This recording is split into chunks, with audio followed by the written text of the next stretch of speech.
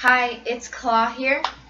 And I'm CJ, and And this this is is our our opinion. opinion. And let's get down to it.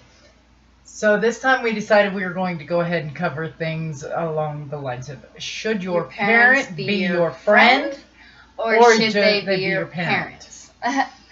So one of the big things that we have a discussion about a lot is Claude wants to get a piercing or a tattoo at a young age. Yeah. I think she should wait until she's old enough to decide what she wants to do to her body.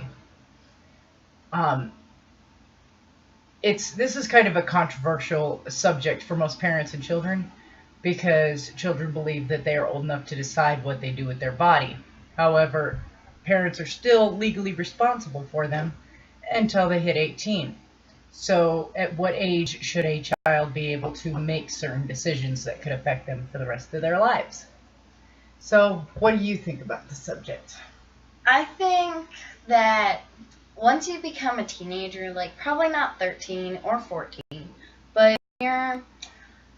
Okay, I'll go with 16. Alright, so when you're 16, you're allowed to drive, you're allowed to live on your own if you get emancipated, you're allowed to do all that. So I feel like it's one of those where you're allowed to make the decision whether you want a piercing, maybe not a tattoo. Tattoo, I think you should definitely go up to 18, only because then you know that if you want to get a really successful job or you want to get a really crappy job. And so that's my opinion on it. I know that I'm not 16 yet, but I know that I'm probably not going to get a piercing even when I'm 16, because, you know, CJ here is really hard to convince. Well, now, as far as the 16 thing goes, I can kind of see where her theory is on that. Because of the simple fact that, yes, you can drive and you can get emancipated. And I believe that if you are emancipated, going ahead and getting a tattoo or piercings or something, yeah, at that point, you know, if you need to have a parent's signature, they should sign, because you've already showed responsibility enough to be on your own.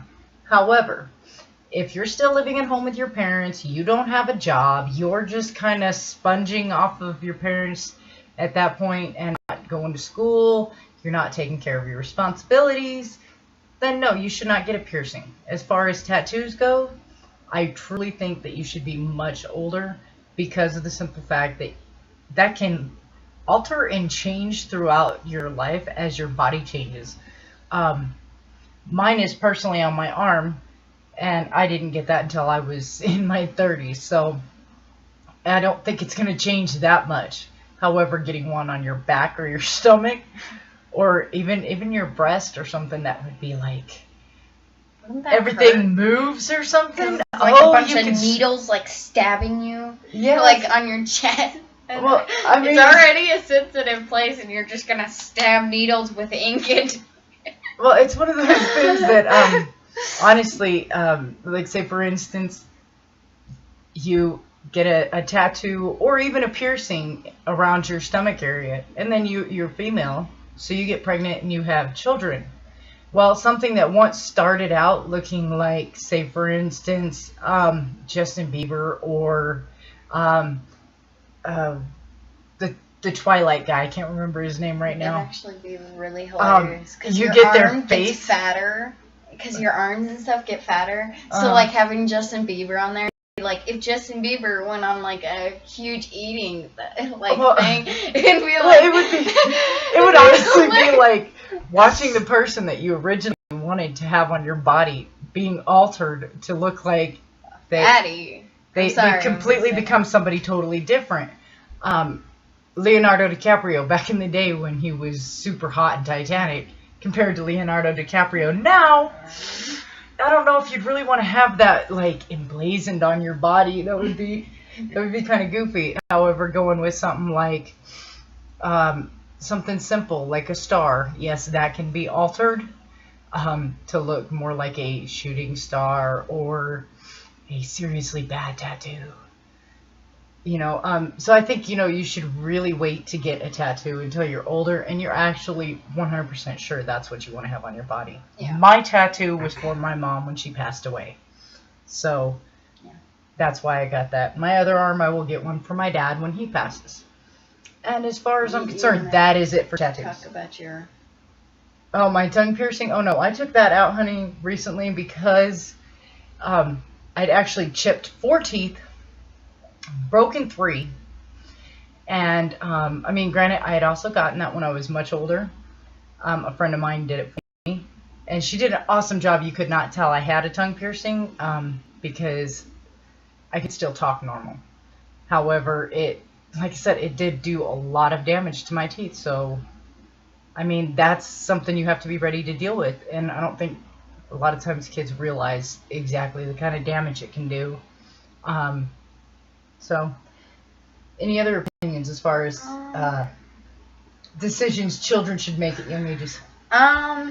Another one is, okay, so you guys probably don't know this because we just recently started our YouTube channel, but I did a smart yet dumb thing. I pierced my lip without a kit or anything. I just put like a push pin pretty much in my lip. I actually did it a couple times, but pretty much it didn't hurt that much, which is not encouraging you to do it.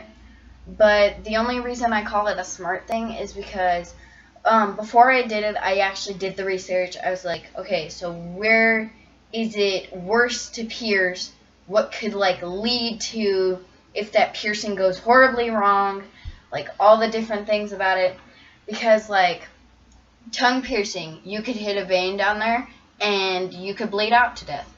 An eye piercing, one of my ex-boyfriends actually did that, and I honestly, he used a safety pin, and it was very scary. And then, I mean, like, places like that, you could go numb in your forehead to where you're not allowed to show expression with your eyebrows anymore. With, like, different, like, nose piercings, you can actually lose your sense of smell. Lip piercing isn't that bad, only because, like, the worst you can do is if you pierce it too far down, you could hit, like, the vein that's down here that controls your lips. You could hit that and bleed out to death. But there's really not, this is just tissue right here.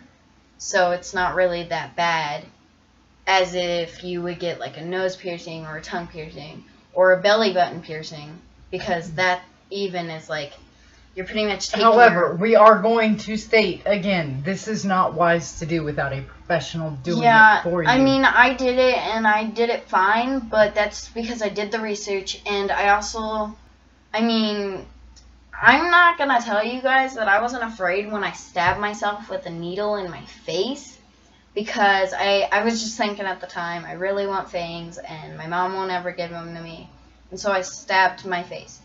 And to be honest, no, I didn't do it to where it was life-threatening, but it can be if you don't know what you're doing. And I didn't either, but you got lucky. And I that's got what lucky. we're going to leave it as. Yeah. Is you got lucky. And as you can see, it was something that we decided she was taking that out. Yeah, I mean, you can't see it. And by we mean me as the parent decided that she would take it out. Because sometimes it is not up to the child to make serious decisions because it can affect them later in life. We do have lots of disagreements on different stuff like this. However, we may discuss those in future posts and videos later on. Thanks for joining us on this particular controversial subject that a lot of parents and children probably do actually have the same argument. Yeah. So, you know, leave a like down below and subscribe. And, well, we just got down to it. Thanks for joining us. You have a wonderful day.